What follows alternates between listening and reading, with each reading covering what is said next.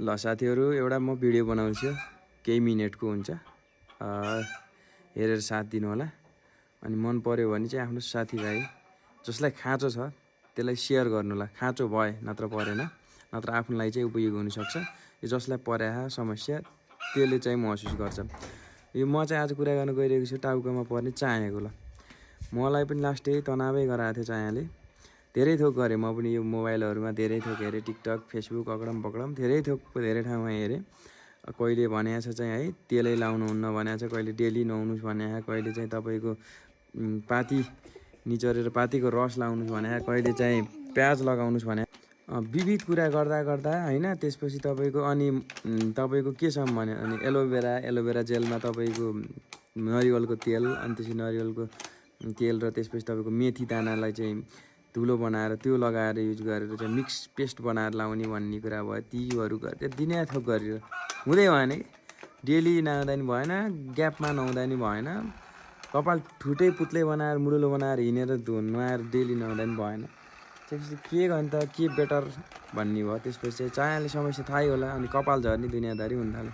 त्यसपछि के एउटा विकल्प आफ्नो तरिकाले अपनाइयो भन्दाखेरि झप्प तेल लाउने होइन, झपक्कै के चप्लक्कै, कमसेकम नुहाउनभन्दा 1 घन्टा पहिला चाहिँ तेल लगाउने, भिजोस् त्यो मजाले भिजोस्। त्यसपछि चाया चाहिँ सर्लक्कै भिजेर चाहिँ त्यसमा आउँछ, 1 घन्टा कमसेकम राख्ने। त्यसपछि चाहिँ चट्ट साबुन लाए नि भयो, अथवा कुनै चिज तपाईँले अरू केही प्रयोग गर्नुहुन्छ भने त्यो खालका स्याम्पू अकडम बकडम जे लगाए नि भयो, लगाएर ट्याक्क त्यसपछि एउटा मसिनो कङ्गी जुन हुन्छ, मिचेपछि पनि धेरै जसो चाहिँ निक्लिहाल्छ, तर कङ्गी गर्ने हल्का।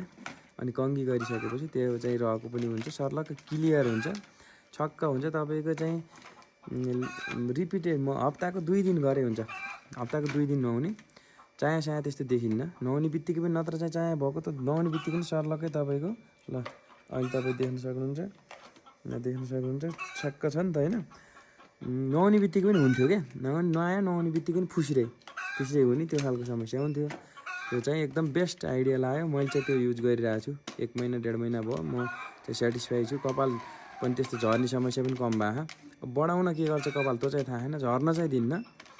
अनि त्यो चायाले गर्दा कपाल झर्ने भएको झर्न चाहिँ दिन्न, त्योबाट चाहिँ छुटकारा पाइन्छ। यो चाहिँ तपाईँलाई मन परे चाहिँ यो कुरा अपनाउन सक्नुहुन्छ है त साथीहरू। ल थ्याङ्क यू, लाइक सेयर। अब तपाईँलाई हो होइन जस्तो लाग्छ, के लाग्छ भने प्रतिक्रिया पनि दिन सक्नुभयो। कसैलाई आवश्यक छ र मन पऱ्यो भने चाहिँ सेयर पनि गरिदिनु होला। धन्यवाद।